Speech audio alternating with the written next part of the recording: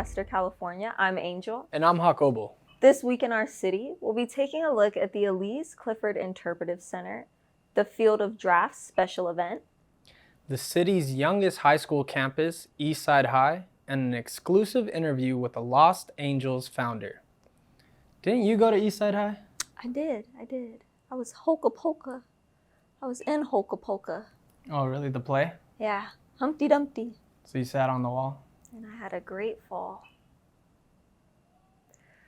The Prime Desert Woodland Preserve is one of Lancaster's hidden gems, but the Elyze Clifford Interpretive Center is the site's crown jewel. The establishment was founded in 1992 with the help of environmentalist Elizabeth Elyze Clifford, who made her legacy by dedicating her life to preserving the environment and educating those around her about its beauty.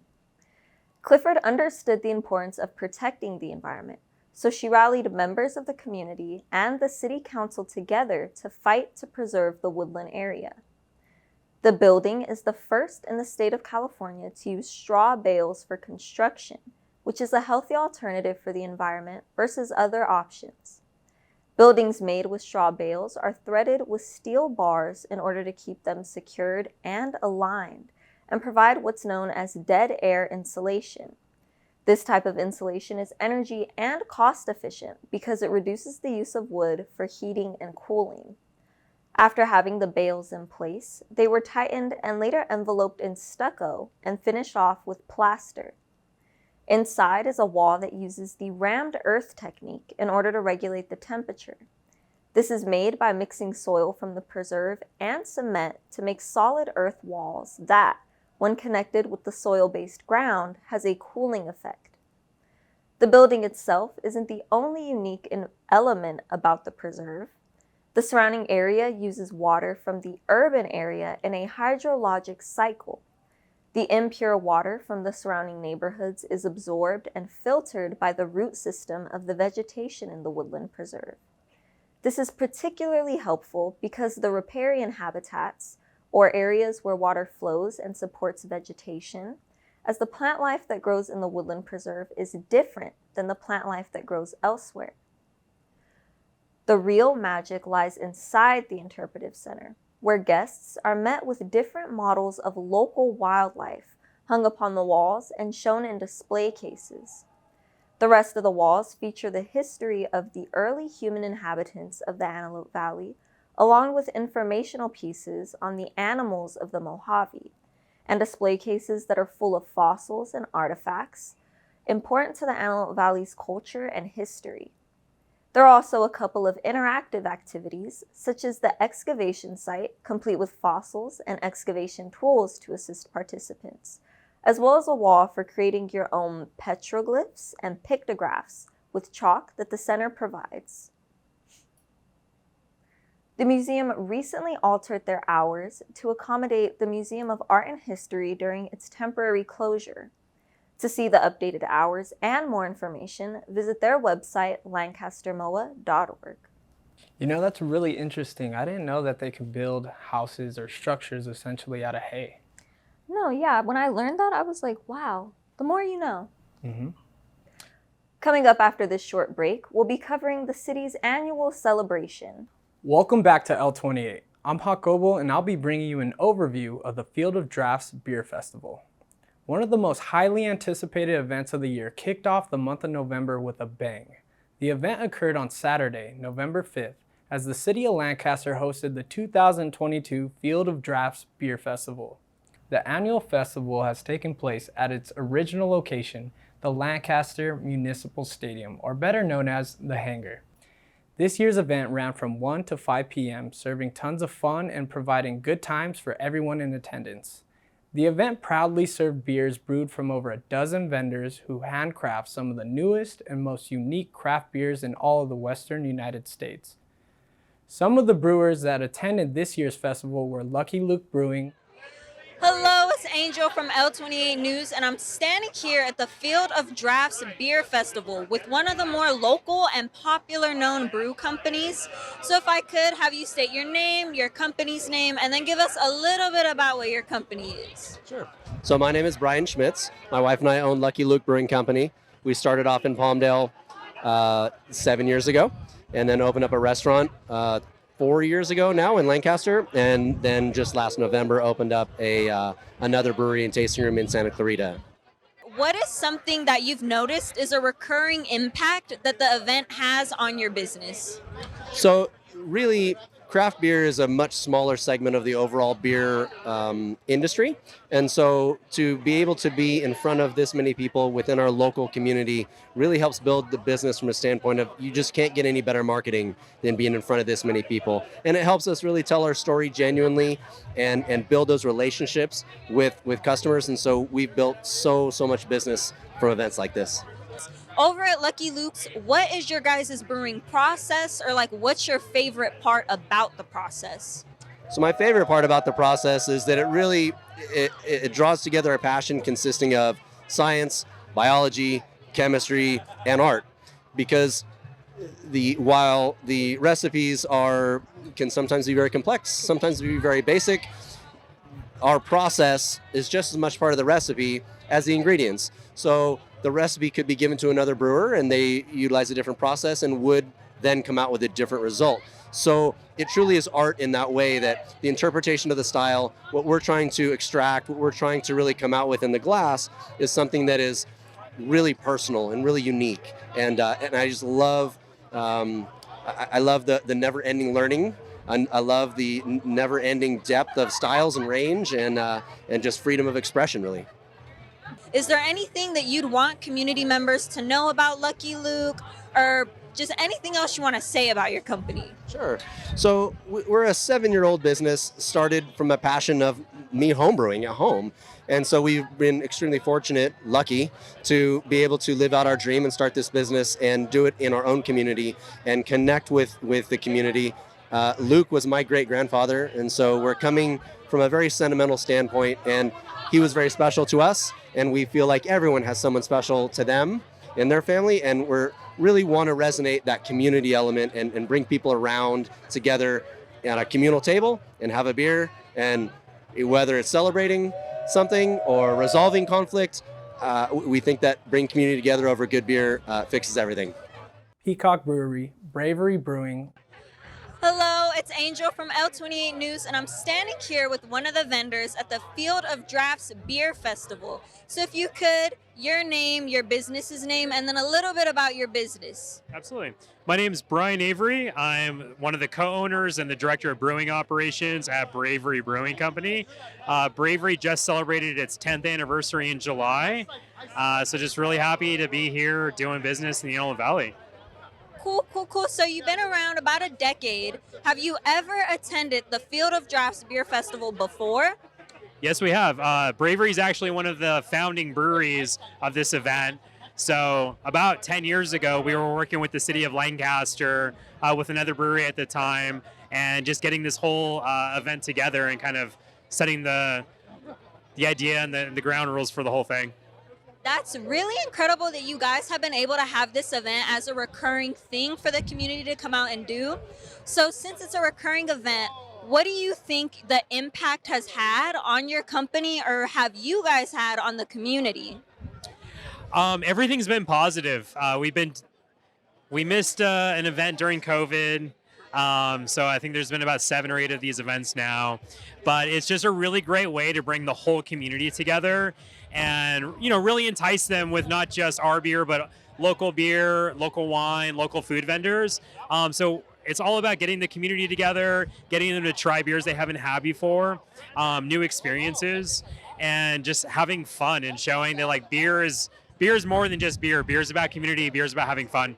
Here at Field of Drafts, you've got games, you've got food, you've got live entertainment. What is your favorite part about attending this event? Like, what makes this event great for you? For me as a brewer, it's really cool to see all the other brewers that come here. We're all super busy running our own breweries, so it's fun to have these little events where we get to get away for a little bit and catch up and talk shop. We're always learning from each other. But then from the consumer standpoint, again, it's that sense of community. Is there anything else that you want to talk about? It can be about the event, it can be about your company. Just let the community members know or share some insight into something. Yeah, absolutely. So we recently opened a pizza kitchen about a year and a half ago, which has been really fun and I think very well received. But something that we just started doing with the pizza kitchen about 6, 7 months ago, it's called Pizza with a Purpose. And so every month we identify a local charity or a nonprofit group, and $1 from every pizza that we sell that month goes directly to that nonprofit. We also host like a meet and greet with them. So it's not just about fundraising for them, it's also about educating the community on what that particular group is doing. So we just had a local basset hound rescue based out of Acton. They were our charity for last month in October. And we raised almost $3,000 for them. And we actually, my wife and I ended up adopting another little basset puppy from them. She was a rescue. So it's just stuff like that where people aren't aware of these organizations and these people need a lot of help financially. So it's doing double duty, raising funds and raising awareness. Sounds like a brewery you're catering to your audience, but also trying to help local businesses. Really nice to see, really admirable traits that you guys carry over that company. I'm excited to come back and try your beer. Awesome. Anything else you want to say before we go? Really, that's it. Just I hope everyone has a great time today and everyone gets home safe. And I look forward to seeing everyone at the 2023 Field of Drafts. Well, thank you for your time again. I'm Angel from L28, and I hope you have a good rest of the event. It looks like you guys have been pretty busy. Thank you. Cheers. Lawless Brewing, Old Stump Brewing, Local Craft Beer, Farfield Beer Company, Brew Yard Beer Company, Paperback Brewing, Hand Brewed Beer, West Lane Brewing, MacLeod Ale Brewing, Pacific Plate Brewing, Celador Ales, and last but not least, Trustworthy Brewing Company. All of this year's beer vendors served a wide variety of flavors on tap, ranging from draft stouts, pilsners, sours, IPAs, ales, and much more. And for those who have other tastes in alcoholic beverages, the festival also served up wine from 3 different wineries: Stephen Hemmer Wines, Antelope Valley Winery, and Corset Vineyard and Winery to get everyone in on the fun. To keep attendees busy in between drinks, this year's festival featured interactive games as well as a lineup of multiple live musical acts that kept the vibes rolling all day long. And when guests got hungry, the festival had tons of food and non-alcoholic drink options which were available from a wide variety of local food trucks and vendors. If you didn't get the chance to attend the biggest event of the year, you can be sure to attend next year's annual Field of Drafts beer event, as it is sure to be the talk of the town. General admission tickets also included a commemorative souvenir glass, beer tasting throughout the event, live entertainment, and outfield fun and games. So what did you think about this year's event? It was really cool. I liked the entertainment, and then those glasses, can't beat them. Yeah, I like that there was a wide variety of beers to try as well as the live music. So it was a lot of fun.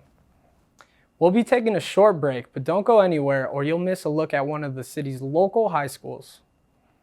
Welcome back to L28. I'm Angel, and in this segment, we'll be covering Lancaster's youngest high school, Eastside High.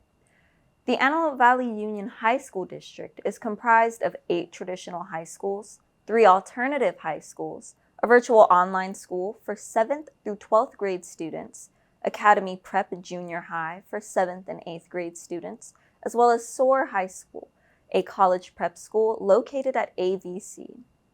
One of the more locally known campuses is Eastside High, the newest school in the district that serves about 2,500 students. The school first opened in 2005 and had its first graduating class in 2009. Years later, the school moved from holding classes in bungalows to upgrading and creating newer and larger buildings to support the growing student enrollment.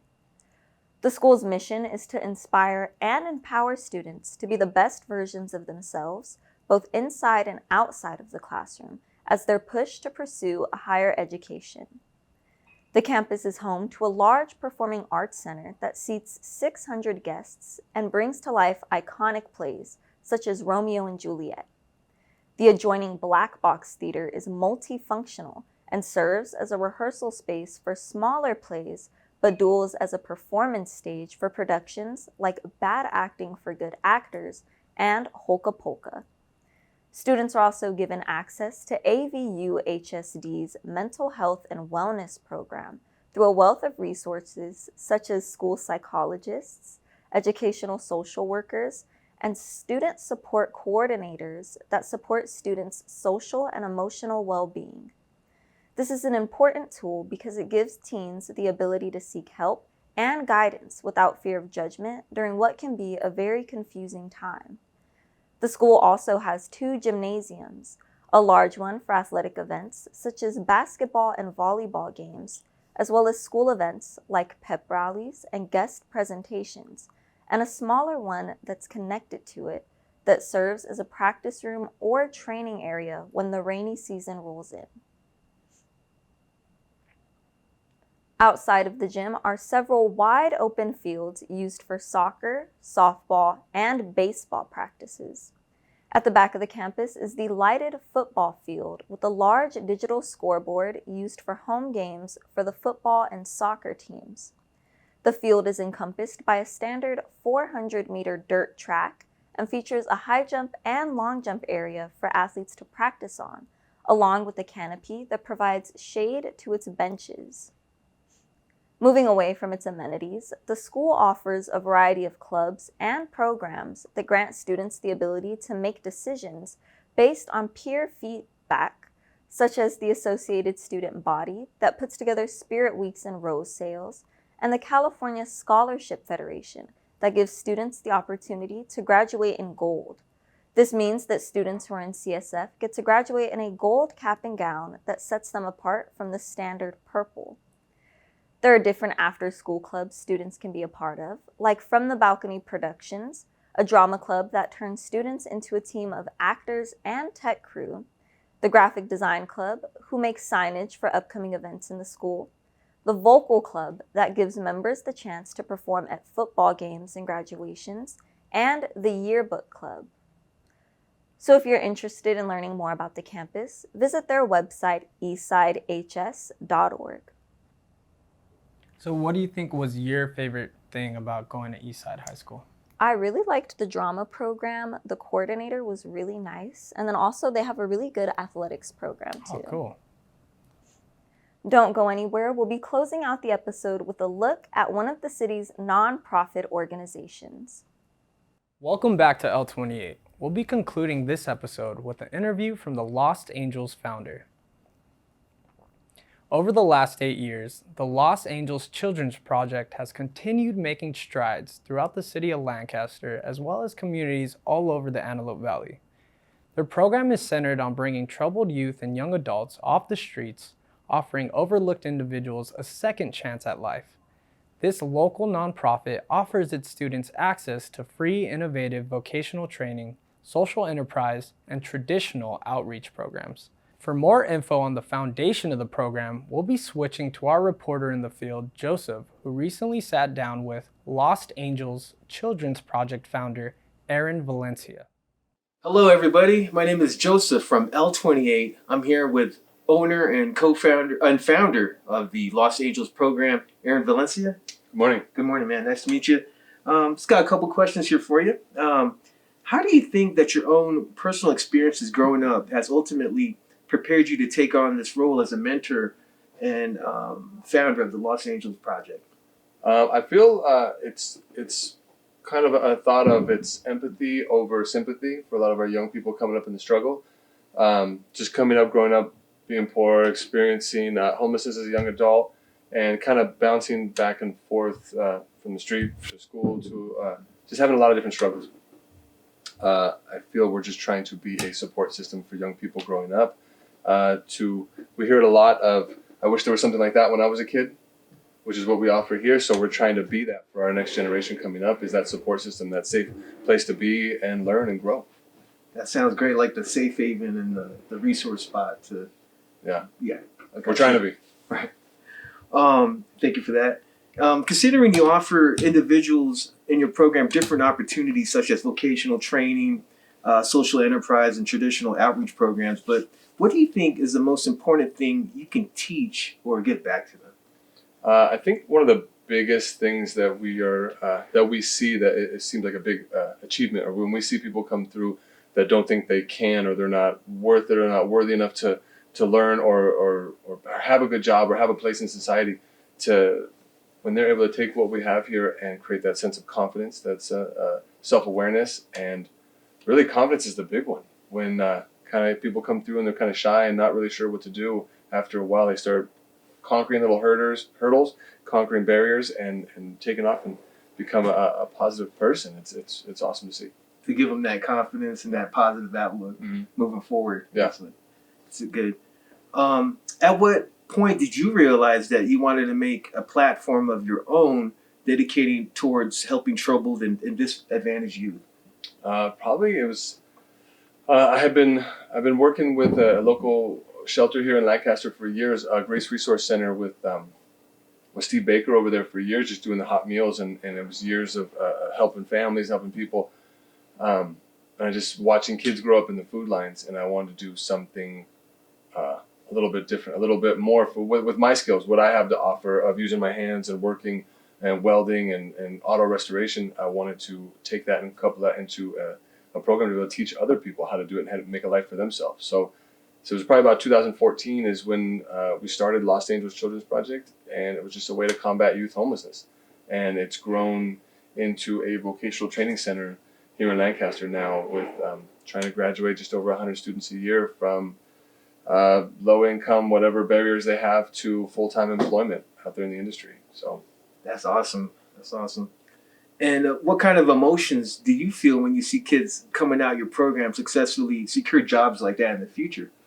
No, it's a great feeling. There's a sense of just happiness for them, and it really kind of knowing what it's like to go through from not having something, not feeling like you're good enough to have a better job or to have an actual career. A lot of times there's these really good careers, maybe in aerospace or in manufacturing and fabrication, seem out of reach if you've never been exposed to it growing up, whether in schools or if you have a family member, a lot of broken homes, maybe no dads or brothers or uncles to really show you these things. So to be able to see young people turn and create a life for themselves using their hands, it's awesome to see. It's pride. Yeah, it feels warm and like that's the biggest joy right there, huh? It's great. I think also a lot of what we face is, or a lot of what we're feeling, it's great to see young people go and they graduate on and they're moving and making a life for themselves. It's awesome. But what I'm seeing is every day our mailing list is getting more and more and more, and our wait list for our program. So what I'm seeing is we just need a bigger facility. There's a great need. So I'm every time the phone rings, it's okay. What more can we do? That's kind of where we're at right now. Is there just needs to be more help out here in the area. So we're definitely growing. Is the thing. And what would you tell anybody interested in joining but not having the confidence to do so? And then, like, what common barriers do you see those with low confidence and that future students are facing? A lot of what we're looking for, it doesn't matter where you're from or what you've been through. It's where you are right now, and the whole thing is, are you hungry? You know, you have to be hungry. You have to be motivated, because if we can give you all the tools, all the information, but if you're not really ready for it, there's not much we can do. So come back when you are ready. Sometimes you still have to go out and experience life for a while. We work with 18 to 24-year-olds. Sometimes they're not ready yet. Well, when you are ready, we're here. The doors are open and we're here. And we'll hit it every day, hit it hard. That's a blessing right there. And do you ever think that you could combine both? Did you ever thought that you could combine both your passion for car restoration and helping at-risk youth? It was never something I set out as a goal. It kind of just life experiences and just life and the stars align and just one thing happened after another and the doors just kept opening. It started from just as a way to, I was just doing hot meals for families and just doing food and school supplies and clothes, and it grew into give a man a fish or teach a man to fish was kind of the concept. And it was like, I've made a life for myself. I was a homeless teen. I was strung out. I was getting in trouble, and I had made a life for myself using my hands. And I thought, man, I can create a curriculum and create a safe place for people to come and experience the same things I've been able to create. And we've just been watching that grow over the last 6, 7, 8 years. And we went from a small 1,600 square foot shop to now we're in a 10,000 square foot shop with office managers and case managers and outreach teams, and it's growing, and just super grateful. I never thought this is where we would be at right now. So we'll just keep growing and see where we end up. You do have a great shop out here. I'm looking back there. You got drains. You got, what was it, about 5 bays out there? Yeah, no, we have our mechanics bays, our bodywork and paint department. Yeah, no, it's growing. That's awesome. And lastly, is there anything you would like to add, people to shout out, or things you want to promote, as this is, the platform to do so? Yeah, a real big one is just being extremely grateful to everyone who's ever been involved or supported or gotten involved with what we have going on, and seeing the value in putting effort in the next generation of young people coming up, use their hands to create in blue collar industry and blue collar trades, of just really just letting people know like hard work pays off, that our young people are actually motivated, and they're worth it. They're putting in the time and they're trying to better their life. And it's really just want to say thank you for everyone getting involved. City of Lancaster, City of Palmdale, the Sheriff's Station, all of our funders that have really been helping us grow from the very beginning. So just much love to everyone who's helped out over the years.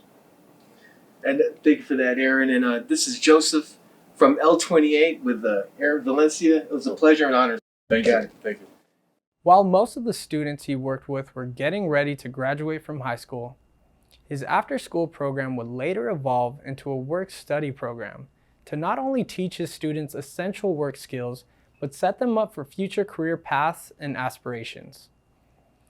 The Lost Angels Children's Project is now offering young adults ages 18 through 24 years old who reside within the Antelope Valley a chance to join their 12-week immersive program. Here they will learn the ins and outs of classic car repair, as well as essential shop skills that they can take with them on their future career endeavors. To begin the program will be divided into 2 parts, with the first half of the program being a 6-week apprenticeship, while the second half will be a dedicated on-the-job training where students will be paid $15 to $16 an hour to continue their training.